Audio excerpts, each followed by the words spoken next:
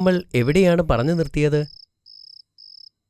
ഈജിപ്തുകാരുടെ മേൽ അല്ലാഹു അയച്ച അവസാനത്തെ അടയാളം വരെ പറഞ്ഞു. അതെന്തായിരുന്നു? രക്തത്തിന്റെ അടയാളമായിരുന്നു അത്. നൈൽ നദിയിലെ വെള്ളം അല്ലാഹു രക്തമാക്കി. That's very good. ഇൻഷാ അല്ലാ ഞാൻ അവിടെ നിന്ന് തുടങ്ങാം. ശ്രദ്ധിച്ചു കേട്ടോളൂ. ബിസ്മില്ലാ.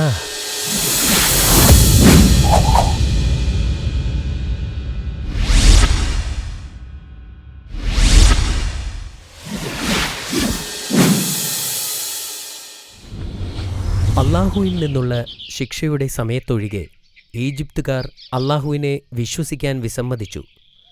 അല്ലാഹു അവർക്കുമേൽ നൽകുന്ന ശിക്ഷകൾ ആവർത്തിച്ചു. അപ്പോഴെല്ലാം അവർ മൂസാ നബിയിൽ അഭയം തേടി.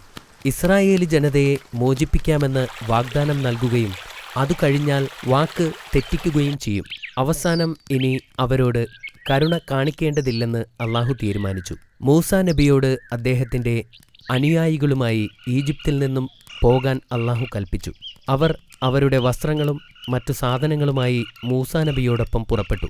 ഈ വലിയ കുടിയേറ്റത്തെ പിന്നീട് പലായനം എന്ന് വിളിച്ചിരുന്നു. രാത്രിയുടെ ഇരുട്ടിൽ പ്രവാചകൻ തന്റെ ജനത്തെ ചെങ്കടലിന് നേരെ നയിച്ചു. എന്നാൽ ഇസ്രായേല്യർ നഗരം വിട്ടതായി മനസ്സിലാക്കിയ ഫിർഔൻ കോപാകുലനായി. ഇസ്രായേല്യരെ പിന്തുടരാനും പിടിച്ചുകെട്ടാനും അവൻ ഒരു സൈന്യത്തെ വിളിച്ചുകൂട്ടി. അതിരാവിലെ ഇസ്രായേല്യർ ചെങ്കടലിൽ എത്തിയിരുന്നു. പ്രവാചകൻ തിരിഞ്ഞു നോക്കിയപ്പോൾ അവരുടെ അടുത്തേക്കെത്തിക്കൊണ്ടിരിക്കുന്ന സൈന്യത്തെ കണ്ടു. ഉടൻ തന്നെ അവർ പിടിക്കപ്പെടുമെന്ന് നബിക്ക് മനസ്സിലായി. മുന്നിൽ ചെങ്കടലും പിറകിൽ ഫിർഔന്റെ സൈന്യവുമായിരുന്നു. ഭയവും ഭീതിയും ജനങ്ങളിൽ പടരാൻ തുടങ്ങി. മൂസാ നബി അലൈഹിസ്സലാം കടലിൻ്റെ അടുത്തേക്ക് നടന്നു ദൂരേക്ക് നോക്കി. അപ്പോൾ യൂഷാഹ് അലൈഹിസ്സലാം മൂസാ നബിയോട് ചോദിച്ചു, നമ്മുടെ മുൻപിൽ ഈ വലിയ കടൽ തടസ്സമായി നിൽക്കുന്നു. പുറകിൽ ശത്രുക്കൾ അടുത്തെത്താറായി. തീർച്ചയായും മരണം ഒഴിവാക്കാനാവില്ല. എന്നാൽ പ്രവാചകൻ പരിഭ്രാന്തനായില്ല. അദ്ദേഹം നിശബ്ദനായി. ഇസ്രായേൽ ജനതയെ മോചിപ്പിക്കാമെന്ന തൻ്റെ വാഗ്ദാനത്തിൽ ഉറച്ച് അല്ലാഹുവിൻ്റെ കൽപ്പനയ്ക്കായി അദ്ദേഹം കാത്തുനിന്നു. പ്രവാചകന്റെ വടികൊണ്ട് കടലിലടിക്കാൻ അല്ലാഹുവിൻ്റെ കൽപ്പന വന്നു. മൂസാ നബി അല്ലാഹുവിൻ്റെ കൽപ്പന പോലെ ചെയ്തു. ഉടൻ ശക്തമായ കാറ്റ് വീശുകയും കടലിൽ തിരമാലകൾ ഉയരുകയും ചെയ്തു. പെട്ടെന്നാണ് ആ അത്ഭുതം സംഭവിച്ചത്.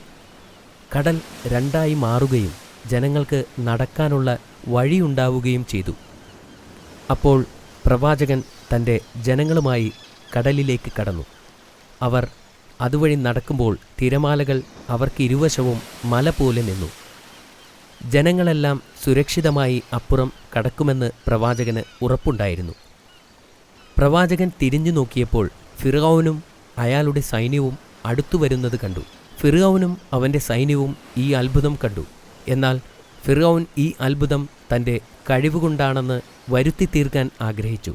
അതുകൊണ്ട് അവൻ തൻ്റെ ആളുകളോട് വിളിച്ചു പറഞ്ഞു, നോക്കൂ, എൻ്റെ ആജ്ഞപ്രകാരം കടൽ തുറന്നിരിക്കുന്നു. അതുകൊണ്ട് നമ്മൾക്കവരെ പിടികൂടാം. അവർ ഇസ്രായേലിനെ പിന്തുടർന്നു കടലിലൂടെ നടന്നു നീങ്ങി.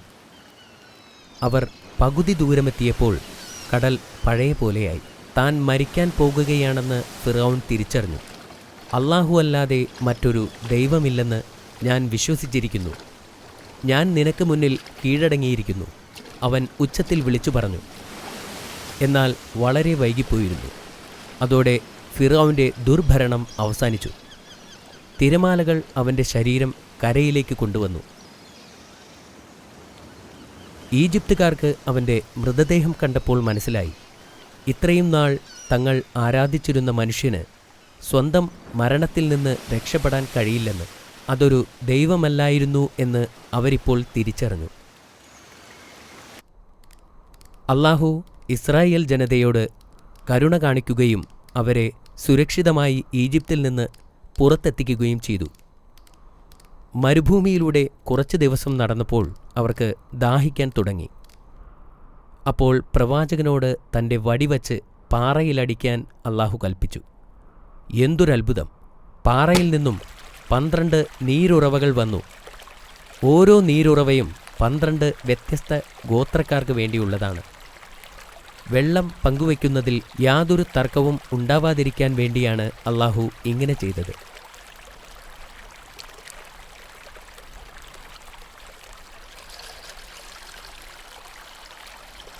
സൂര്യൻ്റെ ചൂടിൽ നിന്നും അവരെ രക്ഷിക്കാൻ അള്ളാഹു മേഘങ്ങളെ അയച്ചു.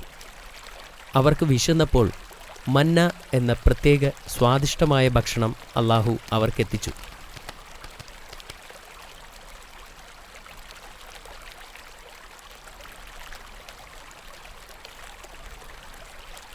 എന്നിട്ടും അള്ളാഹുവിൻ്റെ ഔദാര്യത്തിൽ പലരും പ്രവാചകനോട് പരാതി പറഞ്ഞു. മൂസാ നബി ജനങ്ങളെ ശകാരിക്കുകയും അടിമത്വത്തിൽ നിന്ന് ഇപ്പോൾ മോചിപ്പിക്കപ്പെട്ടിട്ടേയുള്ളൂ എന്ന് ഓർമ്മിപ്പിക്കുകയും ചെയ്തു. അതിൽ സന്തോഷിക്കാനും അള്ളാഹുവിൻ്റെ ഔദാര്യത്തിന് നന്ദി പറയാനും ആവശ്യപ്പെട്ടു. ഇസ്രായേലിയർ മന്ന ഭക്ഷണം കഴിച്ച് മടുക്കുകയും യാത്ര ചെയ്ത് ക്ഷീണിക്കുകയും ചെയ്തിരുന്നു. യഥാർത്ഥത്തിൽ കനാൻ എന്നു പേരുള്ള ഒരു സ്ഥലമുണ്ടോ എന്ന് അവർ അത്ഭുതപ്പെട്ടു. എവിടേക്കാണ് പോകേണ്ടത് എന്നറിയാതെ ജനങ്ങൾ ദിവസങ്ങളോളം മരുഭൂമിയിലൂടെ സഞ്ചരിച്ചു. ഒടുവിലവർ സീനായിൽ പ്രവേശിച്ചു. ഈജിപ്തിലേക്ക് പോകുന്നതിന് മുമ്പ് ദൈവത്തോട് സംസാരിച്ച സ്ഥലമായിരുന്നു ഇതെന്ന് നബിക്ക് മനസ്സിലായി. മൂസാ നബി അലൈഹിസ്സലാം ആ പർവ്വതത്തിലേക്ക് കയറാൻ തീരുമാനിച്ചു. അദ്ദേഹം വരുന്നതുവരെ ജനങ്ങളുടെ ഉത്തരവാദിത്വം സഹോദരൻ ഹാറൂനിനെ ഏൽപ്പിച്ചു. എന്നാൽ മല കയറുന്നതിന് മുമ്പ് 30 ദിവസം നോമ്പെടുക്കാൻ അള്ളാഹു പ്രവാചകനോട് കൽപ്പിച്ചു. 30-ാം ദിവസം വീണ്ടും 10 ദിവസം കൂടി നോമ്പെടുക്കാൻ അള്ളാഹു കൽപ്പിച്ചു. ഉപവാസം പൂർത്തിയായപ്പോൾ ഒരിക്കൽ കൂടി അള്ളാഹുവിനോട് സംസാരിക്കാൻ പ്രവാചകൻ തയ്യാറായി. പിന്നെ അദ്ദേഹം മല കയറാൻ തുടങ്ങി. മലകയറ്റം വളരെ പ്രയാസമേറിയതായിരുന്നു. അദ്ദേഹം മലമുകളിലെത്തിയപ്പോൾ അള്ളാഹു അദ്ദേഹത്തിന് 2 ചെറുഗ്രന്ഥങ്ങൾ കൊടുത്തു. ഇസ്രായേലരെ ഭരിക്കാനുള്ള പ്രത്യേക നിയമങ്ങൾ എഴുതപ്പെട്ടതായിരുന്നു അത്. മൂസാ നബി പോയിട്ട് 40 ദിവസങ്ങളായി. ജനങ്ങൾ അക്ഷമരായി. അവർക്കിടയിൽ നിന്നും സമീരി എന്നു പേരുള്ള തിന്മയിലേക്ക് കൂടുതൽ ചായ്വുള്ള ഒരാൾ വന്നു. പ്രവാചകൻ അവരെ വിട്ടു പോകുമെന്നും അതുകൊണ്ട് അവരെ നയിക്കാൻ മറ്റൊരാൾ വേണമെന്നും നിർദ്ദേശിച്ചു. ശരിയായ മാർഗനിർദ്ദേശം നൽകാൻ യഥാർത്ഥ ദൈവം നിങ്ങൾക്കുണ്ടാകണം. അവൻ ഇസ്രായേലരോട് വിളിച്ചു പറഞ്ഞു, ഞാൻ നിങ്ങളെ സഹായിക്കാം. ആദ്യം അവരുടെ ആഭരണങ്ങളെല്ലാം ശേഖരിച്ചു. നിലത്ത് ഒരു കുഴി കുഴിച്ചു. അതിൽ ആഭരണങ്ങളിട്ട് അവൻ തീ കത്തിച്ചു. അതിൽ നിന്നൊരു പ്രതിമയും ഉണ്ടാക്കി.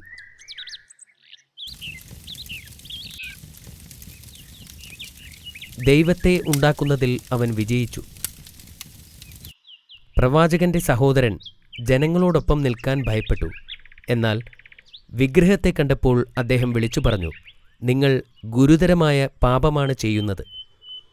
അവരുടെ പ്രവർത്തനങ്ങളുടെ അനന്തരഫലങ്ങളെക്കുറിച്ച് അദ്ദേഹം മുന്നറിയിപ്പ് നൽകുകയും ചെയ്തു.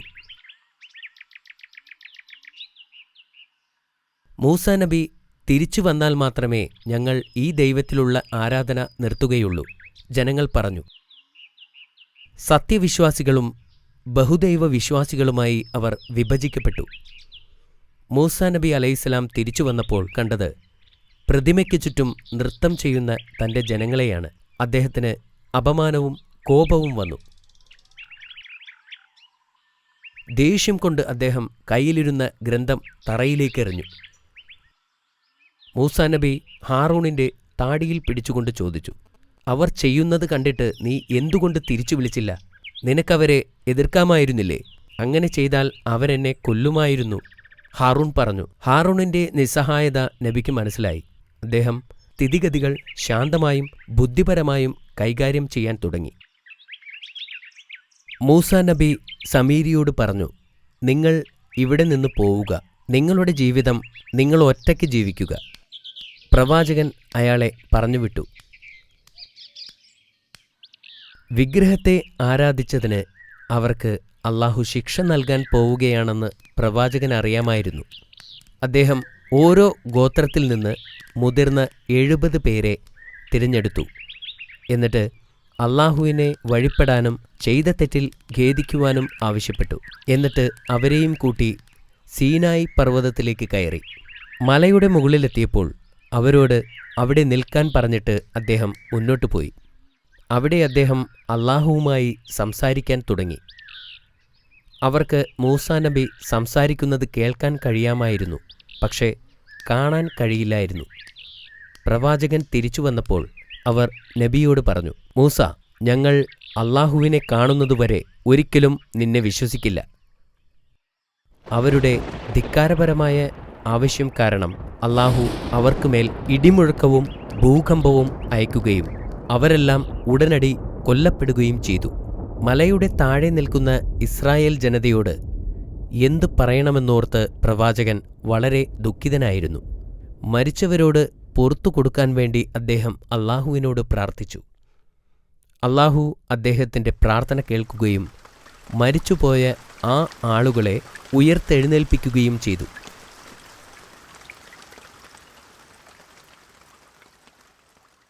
ഇസ്രായേല്യർ വളരെ കാലം മരുഭൂമിയിലൂടെ അലഞ്ഞു നടന്നു. പ്രവാചകൻ തൻ്റെ ജനതയുടെ അജ്ഞത മൂലം വളരെ കഷ്ടപ്പെട്ടിരുന്നു. ഇസ്രായേൽ ജനത്തിനു വേണ്ടി അദ്ദേഹം സകലതും സഹിച്ചു. അവർ ചെയ്ത പാപങ്ങൾ കാരണം വാഗ്ദത്ത ഭൂമിയിലേക്ക് അല്ലാഹു അവരെ ഒരിക്കലും എത്തിച്ചില്ല. മരുഭൂമിയിലെ അലച്ചിലിനിടയിൽ കുറച്ചു വർഷങ്ങൾ കഴിഞ്ഞ് ഹാറൂൺ നബി അലൈഹിസ്സലാം വഫാത്തായി. മൂസാ നബിയുടെ മരണസമയമെത്തിയപ്പോൾ അല്ലാഹു മലക്കിനെ പ്രവാചകന്റെ അടുത്തേക്കയച്ചു. മലക്ക് നബിയുടെ അടുത്തെത്തിയപ്പോൾ അദ്ദേഹം വിസമ്മതിച്ചു. മലക്ക് അല്ലാഹുവിൻ്റെ അടുത്തേക്ക് മടങ്ങിപ്പോയി ചോദിച്ചു, മരിക്കാനിഷ്ടമില്ലാത്ത ഒരടിമയെ വിളിക്കാനാണോ എന്നെ അയച്ചത്?